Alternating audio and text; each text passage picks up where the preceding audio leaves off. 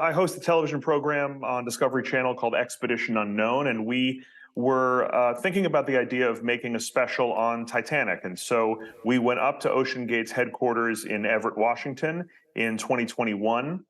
This was just before they were going to take their first group of passengers down to Titanic. And we went out with Stockton, the CEO, who is piloting Titan on this current mission as well. And we joined Stockton for a shakedown dive on the sub, taking it out, putting it through its paces there in Puget Sound, and seeing how Titan performed, and thinking about whether it would be a good fit for us to film for a show. It's a really striking submarine, as you'll see in the stock footage of it here. It's a very novel design. It doesn't look like any other submersible that has gone down to Titanic before, and a lot of that has to do with how it's made. It's made of carbon fiber hull as opposed to having a steel or a titanium hull, and because it's carbon fiber, it could be made much larger. So it's actually quite a large submarine. Can hold 5 people, as opposed to most of the subs that go down to Titanic can only hold 2 or 3. So it's actually quite spacious inside as these kind of subs go. And as I said, it has a very unique design. So it certainly, when you see it, it's a fairly striking craft. Yeah, Josh, you use words like novel and unique when it comes to its design, and Ocean Gate itself, when you look at its website, talks about being at the forefront of innovation. In fact, it's so innovative, it's ahead of regulation. Regulation can't keep up with its innovation. But was it safe? Did you get the feeling that it was safe? Did you talk to those that operated it about the safety measures involved and the kind of risks involved? Tell us a bit about that. Yeah, look, this is one of the really challenging things about a vehicle like this, is that there is almost nothing to benchmark it against. There is no other vehicle like Titan anywhere in the world. It is a one-off. And so evaluating risk for a craft like this is really difficult. We know that carbon fiber is extremely strong. It's what's used to build the Boeing Dreamliner or the Airbus A350. It is a miracle product in a lot of ways. It can be 10 times stronger than steel. But there are real questions about carbon fiber in terms of its fatigue. How does it perform at these kind of pressures and at this kind of a cold temperature after multiple cycles? It's something that's hard to evaluate. And so risk is a very difficult thing to evaluate when it comes to Titan. For us, on the dives that we did, I would say that some of the systems on board performed very well. Some of them didn't perform well at all. We had issues with thrusters. We had issues with computer control aboard. But of course, this was a test designed to kind of get Titan up and running for the voyages it was going to make a few months later. Those kind of things aren't uncommon on a test dive. Having said that, ultimately, I decided to back off of our project because I just couldn't get comfortable ultimately with the design of Titan, because there was so little data available about managing that risk and really what it looked like if this sub went up and down as many times as it was going to.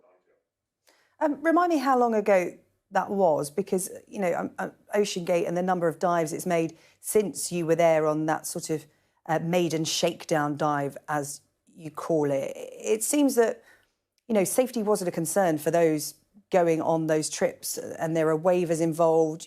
Everybody's well aware from the risk that the mention of death, apparently on the first page of the waiver, is mentioned 3 times. This was in 2021. Yeah, this was in 2021 when we went and did this with Ocean Gate. That was at the beginning of its real maiden season of bringing passengers out there for the first time. And look, it is described in those waivers as an experimental craft, and I think that it is truly experimental in a very real sense of the word. This is not like boarding a commercial flight on a new airplane. This is like being a test pilot on a plane that has never flown before. And so there's a totally different category of risk with a vehicle like this. I do think the passengers are made aware of a lot of those risks. But again, there are just a huge number of unknowns with a submersible like this. There are elements of Titan where there are real redundancies. There are a lot of ways to drop weights, for instance, on Titan and bring it back to the surface. There's 4 different systems on board to drop weights. There's a computer-controlled system that can vent water in or out of ballast chambers to help it rise up in the ocean. There is a manual valve in Titan to take air and add it to bladders on the outside of the sub to bring it up. And there's a hydraulic controlled system that can drop weights off the bottom. And in fact, the entire skid assembly on the bottom of Titan can be dropped using a hydraulic lever, which takes a huge amount of weight off the sub to bring it to the surface. Those sort of things were baked into the design of Titan to make it more safe. But there are other elements of its design that are more challenging. You know, it cannot be opened from the inside. There is no topside hatch on Titan because of the way the carbon fiber hull is built. And so you have these trade-offs. You have an innovative, novel design, but it comes with a lot of mysteries, you know, in terms of how it's going to perform over time. Yeah, it is a real mystery at the moment while those search and rescue teams try to find it. And Josh, that's really interesting information in terms of the security measures on board the sub, that if something goes wrong, like you said, you've just talked us through a whole raft of things that the crew on board can do. In light of that, what do you think has happened? What could have gone wrong in terms of, you know, it's not floated to the surface? What are the kind of things that could have gone awry down there? You know, it's tough to speculate about this. I think in some ways there are only a handful of things, categories of things that could go wrong. One of the real, you know, challenges here is communication. It's very hard to communicate with untethered subs like this from the surface anyway.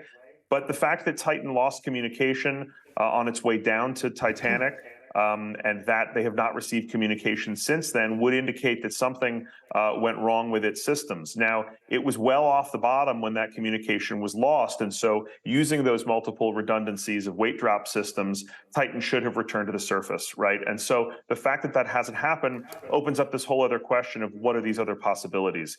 You know, look, certainly one of those possibilities is a hull failure. That kind of speaks to the carbon fiber design of Titan, and also a concern in all submersibles, electrical fires, computer failure, things like that. I have to say, I think we're still in the time period here, though this time period is closing, where I think we should remain hopeful. We've got 5 people aboard this sub. We have a young man aboard this sub, and all of these new assets are now rushing out to the North Atlantic to aid in this search. And so I think that you know, we should remain hopeful here for a positive outcome for this, which is what everybody here wants, obviously. We're going to know more about that, I think, in the next day or so here. Josh, one of the big questions being asked by everyone that follows this story is why? Why do this? Given this incident, of course, we don't know the outcome of it yet. It's not looking good. But like you said, we cling on to hope. Do you think this is the end of this kind of expedition involving this kind of submersible? Who's going to want to get into one of these ever again? And again, it comes back to that question, why do you want to do this? You're someone that does this. Talk us through that. Right. Well, look, you know, this is a big question, and it's something that, especially on social media, people seem to be talking about a lot. I think there's actually been a lot of quite, you know, callous comments on social media I've been reading from people who just say, why should anybody ever attempt something like this? Look, I think, first of all, it's important to remember that Titanic has fascinated the world since the night that she sank.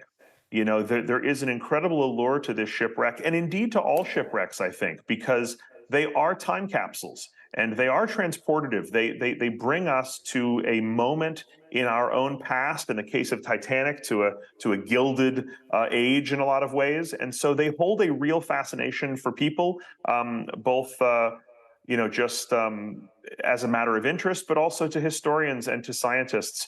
And so I think that, you know, the people aboard Titan, I think, were there because they had a real passion and a real interest for Titanic. And as someone who manages risk for a living and who does a lot of risky things, look, it takes a lot of courage and a lot of determination to go on a voyage like this in a submarine down to these kind of depths. And so I think there should be a lot of admiration for the people aboard Titan, because I think this is something that speaks to their passion. You know, there are people who climb Everest, there are people who parachute. And many of us would say, why do those things? And those people would say, because it's something that speaks to them on a personal level, on a deep level. And so I think this is the case with Titanic. It is a difficult place to reach. It is an event that holds a huge place in our history. And I think that these people had admirable goals going down there. And I commend them for having the passion and determination to take a trip like this down to Titanic.